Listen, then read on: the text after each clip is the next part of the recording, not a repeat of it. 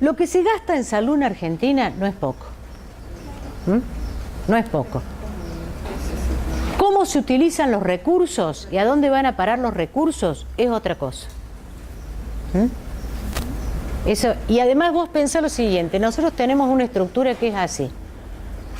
Constitucionalmente de la salud se encargan las provincias. Por descentralización, el Ministerio de Salud de la Nación ya no, es como el rey loco, el principito. O sea, que no tiene, es un rey que no tiene súbitos. Entonces, el principito llega y le dice, el rey le dice, te ordeno que te quedes. Él dice, pero me voy a ir, entonces te ordeno que te vayas. Pero acá todo el mundo cumple mis órdenes.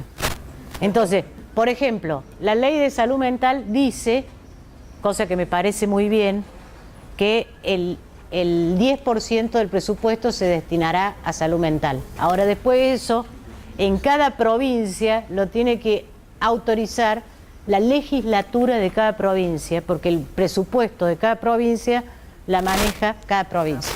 Después, el 45% de los centros de atención primaria de la Argentina ni siquiera son provinciales, son municipales.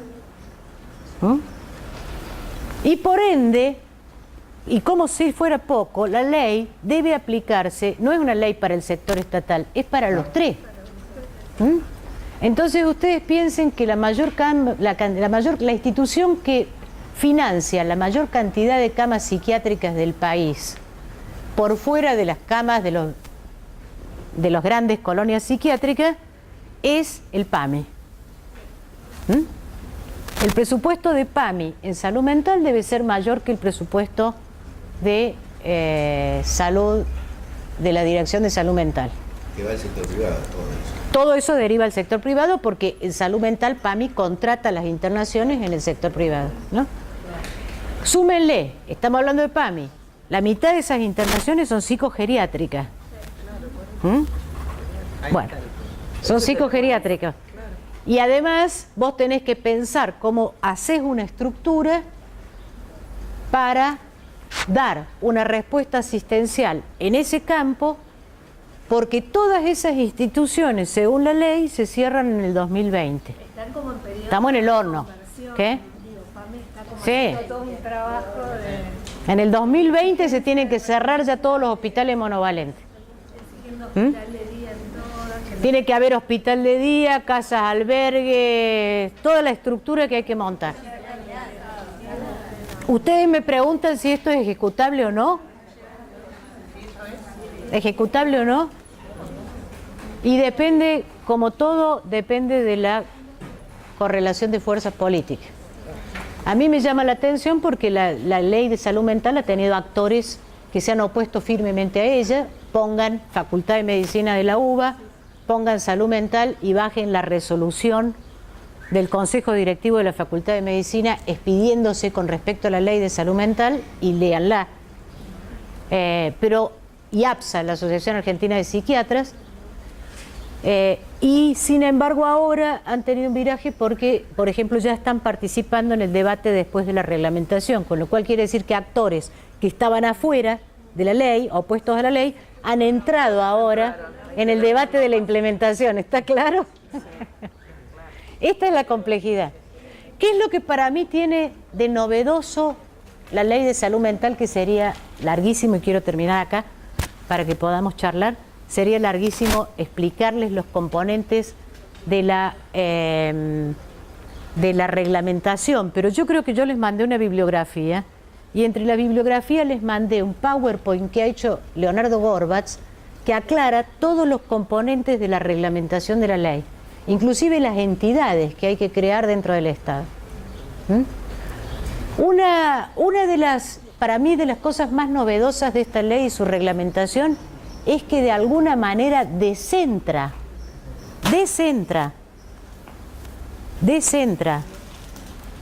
la salud mental y la implementación de la ley de salud mental del Ministerio de Salud.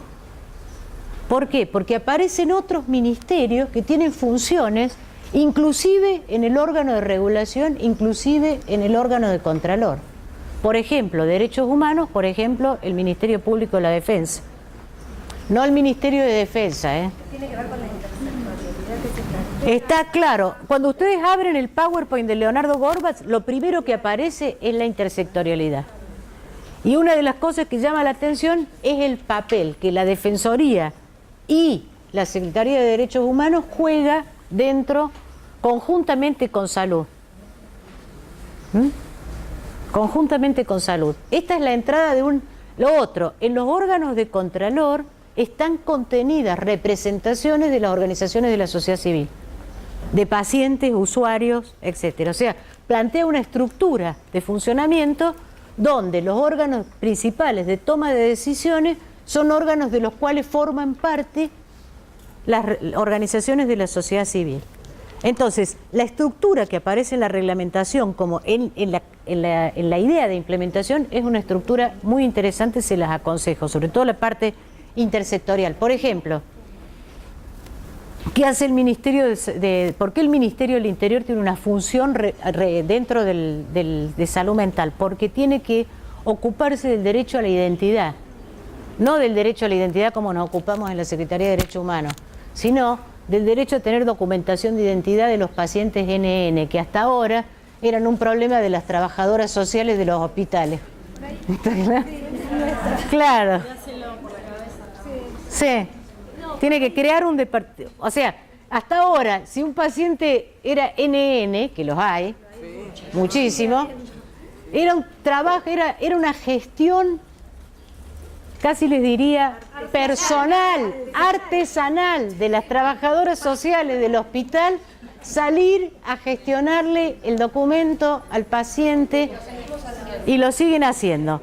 Y en la medida en que se implemente la ley y si las cosas funcionan, va a haber una oficina del Ministerio del Interior nada más que destinada a esto. Por ahí nosotros que venimos trabajando... Para documentarlo. Sí, por ahí a mí me resulta inevitable hacer como un paralelismo con lo que es la nueva ley de protección de la niñez y adolescencia, que digamos de la provincia de Buenos Aires. ¿Ustedes la oyen? Dice que le resulta necesario hacer un paralelismo con lo que es la ley de niñez y adolescencia de la provincia de Buenos Aires. Y digamos, bueno, esta dicotomía... Bueno, No, escúchame, no sé si un cambio así sin costo. Ayer me decía una alumna del doctorado que trabaja... Ni lo que había ni lo que... Y sí, porque ayer me decía una alumna de provincia de Buenos Aires que trabaja en esta temática, me decía que lo que pasa, dice, los jueces tienen cabeza de patronato. Y el Estado no... Y el Estado... Y la intersectorialidad. Ahora, la ley, en la reglamentación de la ley, es muy notable la ley de salud mental. En la reglamentación está contenida hasta la fecha en que se tienen que crear estas entidades y cada cuánto tiempo se tienen que reunir. No es que lo dice así como una expresión de deseo, habrá que hacer articulación intersectorial. Es tan notable la reglamentación que parece un programa. Parece un programa. Y las cuestiones presupuestarias también es... Bueno, la cuestión presupuestaria es así. Hay que llegar al 10% del presupuesto. Pero después tiene que empezar a negociar con las provincias y los municipios. 3 cosas más y termino. Otra cosa que es muy interesante de la ley es que desplaza como causal, la ley mantiene la posibilidad de la internación involuntaria. Pero la desplaza de peligrosidad. Nosotros antes, cuando internábamos un paciente, decíamos, reviste peligrosidad para sí y para tercero. Entonces uno ponía, padece de un cuadro de esquizofrenia paranoide, que es una forma de andar por el mundo, digamos. Y abajo esto justificaba la internación. Ahora la ley desplaza la internación involuntaria a la situación de que haya riesgo cierto e inminente. Y no es lo mismo decir peligrosidad que riesgo cierto e inminente. El riesgo cierto e inminente tiene que ser diagnosticado por un equipo interdisciplinario y la decisión la toman, y ahí ardió Troya, o el equipo interdisciplinario tiene que tener por lo menos un psicólogo o un psiquiatra. Más allá de la impresionante polémica corporativa que esto produjo, impresionante, yo tengo una razón, y no porque sea psicóloga, para pensar que esto no es una mala idea, y es que los psiquiatras son un recurso escaso. Los psiquiatras son un recurso escaso y van a ser cada vez más. La psiquiatría tiene cada vez menos... Está en vías de extinción, exactamente. Entonces, si nosotros queremos hacer funcionar esta ley, hay que habilitar otros actores porque vamos a tener médicos generalistas, etcétera, porque vamos a tener un déficit importante de psiquiatras para hacerla funcionar. Es una especialidad, vos sabés que quedan libres las residencias. Las vacantes de residencia quedan libres. Entonces, es una razón pragmática para decir, nosotros tenemos gran cantidad de personal de salud mental, tenemos déficit de enfermería y probablemente vamos a tener déficit de psiquiatra. El déficit de enfermería lo podemos paliar abriendo nuevas escuelas de enfermería, creo que de parte se está trabajando para eso, facultades, profesionalización de la enfermería, etcétera. Pero el déficit de psiquiatras no, porque no vamos a obligar a los médicos a seguir psiquiatría cuando en realidad se está transformando desde el punto de vista del mercado en una profesión poco rentable. Y además se está suicidando la psiquiatría porque está prácticamente subordinándose al avance de las neurociencias de tal manera que van a terminar siendo arrasados por los neurólogos. Que fue históricamente la práctica de los neurólogos, se decían los que tienen mucha capacidad de diagnóstico y cero capacidad de intervención. Bueno, ahora la neurología va a avanzar. En esta línea la psiquiatría va a ser una especie que la vamos a tener en extinción. Hay gente que quiere ser enfermera, digamos, o enfermero. Más aún, tenemos ahora más varones queriendo ser enfermeros, pero no pasa lo mismo con la psiquiatría. Vuelvo a la ley. Lo último que tiene de interesante, tiene muchas cosas interesantes, es que señala, que mete un actor, trajéramos mucho para la abuela, mete un actor nuevo en el campo de la salud que es el abogado. O sea, cuando sucede una intervención involuntaria, cuando sucede una internación de un menor de edad, de un niño o de un adolescente, aunque sea una internación voluntaria, y cuando una persona se internó voluntariamente, pero lleva más de 3 meses internado, en ese caso la persona tiene derecho a ser asistida por un abogado cuya función es velar por sus derechos.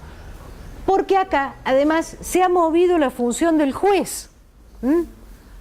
En la legislación anterior, el juez internaba y el juez decidía el alta, lo cual es un curioso lugar para un abogado. Ha venido a juez, ¿qué? La revisión de las insanías también, eso no está... Sí, está cambiando, porque Sí. habilitados e incapaces. Bueno, pero lo de la revisión de la insanía viene mucho más potenciado por la ley de discapacidad que por la de salud mental. Yo creo que viene más por la ley de discapacidad. Porque casi te diría, si uno lleva al extremo la ley de discapacidad, la declaración de insanía no puede existir más. No tiene que existir más. ¿Entendés? Es así, no podés, vos tenés que, vos seguís la ley de discapacidad, vos decís, esta persona puede hacer esto y esto no. Tiene este nivel de discapacidad, apoyo en tal cosa, pero la declaración absoluta de insanía, que no cesás como sujeto jurídico, no puede existir más, a la larga tiene que desaparecer. Basta con la declaración de discapacidad, que además tiene algunos usos excesivos por parte de niños con ADD, ADHD y toda esa historieta. Bueno, en este punto el juez ahora ni interna ni da el alta. El juez fiscaliza la situación de internación. A mí me parece correcto, les voy a decir por qué. Porque no me parece correcto que no estamos en presencia de una situación de privación de libertad. Es riesgosísimo dejarla, como pasó en un país latinoamericano. Me dijeron, acá la justicia no tiene nada que ver, los médicos deciden. A mí me parece peligrosísimo. Peligrosísimo para cualquier persona, particularmente para cualquier persona que tenga mucho dinero y la familia quiera quedarse con ese dinero, por ejemplo, ¿no? Por ponerle un ejemplo de la vida, de cosas que pasan, digamos, ¿no? Vos internás a una persona, cuando la estás internando, la estás secuestrando, patalea, vos decís, está agitado. Y le empezás a inyectar los psicofármacos y en 7 días lo tenés hecho un zombie y decís, está loco, chao. Le declarás insano y le manejás los bienes. Es un riesgo importante para la vida de la gente. Entonces, el juez tiene que intervenir, el abogado tiene que intervenir, pero el juez no puede decidir el alta o la internación, porque eso es como que un juez decidiera cuándo hay que hacer una cirugía. Lo que tiene que intervenir, en todo caso, el juez es para garantizar, cada cosa vuelve a su lugar, para garantizar que se cumplan los derechos de este paciente y que se cumpla la ley en términos de los derechos de este paciente. Entonces ahí aparece el abogado y aparece la función de las defensorías que van a hacer la presencia. Lo que quedó dibujada totalmente es la figura del curador. Ni la hicieron desaparecer ni la incorporan. Es muy notable ahí, no sé qué. No solo el abogado viene, digamos, viene un equipo interdisciplinario a velar con la... Eso es una decisión del Ministerio Público de la Defensa porque los abogados dijeron que no sabían nada de este tema y trabajan con un equipo interdisciplinario. Pero lo que la ley dice es que es un abogado. Esto es más o menos, algunas personas, les voy a decir críticas que recibe la ley, de la gente que se dedica a infancia. Ponen el grito en el cielo porque dice que todo menor de edad se declarará, es una discusión que la tengo siempre, todo menor de edad, toda internación de un menor de edad será tratada como una internación involuntaria.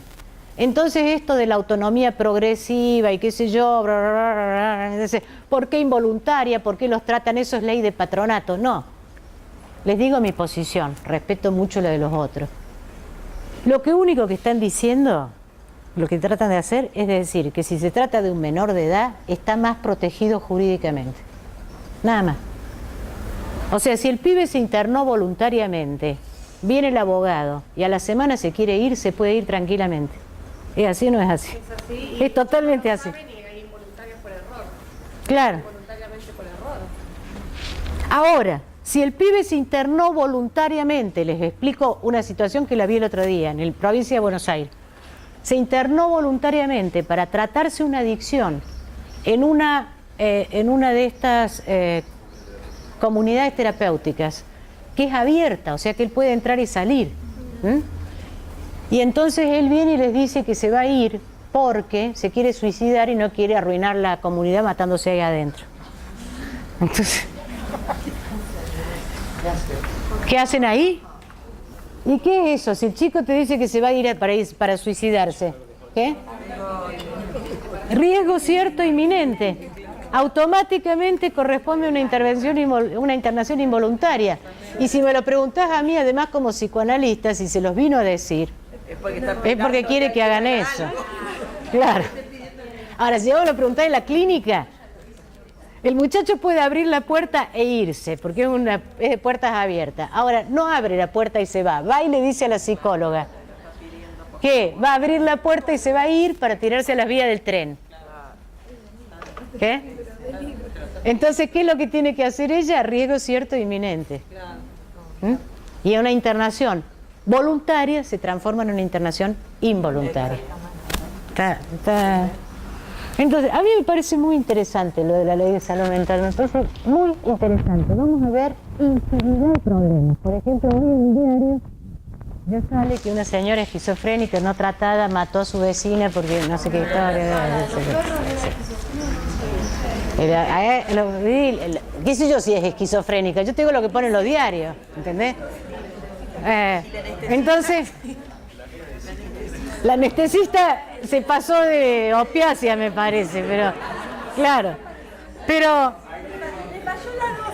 tenemos un problema con los compañeros anestesistas de una epidemia. sí, lo que quiero decir que por suerte estuvo la anestesista. Para que podamos hacer esta respuesta. ¿Ustedes se acuerdan cuando Matelar escribió para leer, no, ustedes los jóvenes no se van a acordar de esto, un libro que hizo furor en una época que se llamaba Para leer el Pato Donald? Sí. Claro, que era Dorfman, claro, que era toda la cuestión ideológica que estaba contenida en una historieta, y entonces ahí nace el análisis del discurso de los medios, ¿no? Que es un análisis, empieza a analizarse el discurso de los medios, y una de las cosas que señalaban con relación a la discriminación racial en Estados Unidos era el famoso título, que hasta ese momento nadie se da cuenta, que decía un negro mató a una mujer blanca, ¿no? Si el asesino era un negro, ponían un negro mató a una mujer blanca. Ahora, si el asesino era un WASP, o sea, un blanco, anglosajón y protestante, ahora tiene la segunda que es el white trash, la basura blanca también, pero en esa época no tenían, digamos, ¿no? Entonces, si el que asesinó, entonces el titular decía, una persona fue asesinada. Chao, desapareció. Es como el titular de Clarín de Costequi y Santillán. Digamos, la crisis se cobró 2 nuevas vidas. La crisis vino con una pistola y mató a una persona. Entonces, ahora, el riesgo, ahora... Preso de emoción violenta también, sí. Ahora, estas situaciones se van a convertir en un analizador de la ley. ¿Mm? Por eso digo, por suerte la tuvimos a la compañera anestesista, que hizo lo que todos desearíamos hacer. Por suerte la tenemos a la anestesista porque nos permite, si alguien nos dice, mirá lo que significa un esquizofrénico suelto, decirle, mirá lo que significa un anestesista suelto. Claro. O la esposa de un gobernador suelta, o, ¿entendés? Porque ahí va a empezar a aparecer de nuevo, y quiero decir que los profesionales contribuimos notablemente a eso.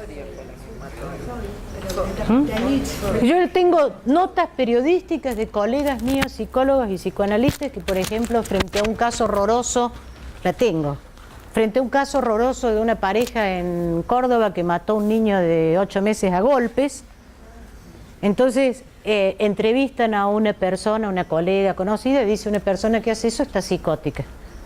Y una paciente mía que vino a la tarde me dijo, no, cargan cada muerto, dice. Ella toma medicación antipsicótica y es incapaz de matar una mosca, dice, nos cargan cada muerto, de eso no me hago cargo, dice. Yo no. Claro. Yo con la Unión Soviética, de eso. Eso. Todo bueno. Pero, en síntesis, yo creo que tenemos entre manos una herramienta interesante, que lo interesante que tiene también, si no se va todo... es que yo, en la historia de la salud mental en la Argentina, he visto muchas experiencias novedosas, he visto experiencias creativas, he visto experiencias antimanicomiales. Esto se abreva de todo eso, del Frente de Artistas del Borde, de lo que fue el Bancadero en su momento, de lo que fue, por instituciones totalmente diversas, lo que fue la Federación Argentina de Psiquiatras cuando era antipsiquiátrica y la dirigía Silvia Berman o Emiliano Galende, de lo que discutió la Asociación de Psicólogos y está en las revistas hasta que desapareciera Beatriz Perocio.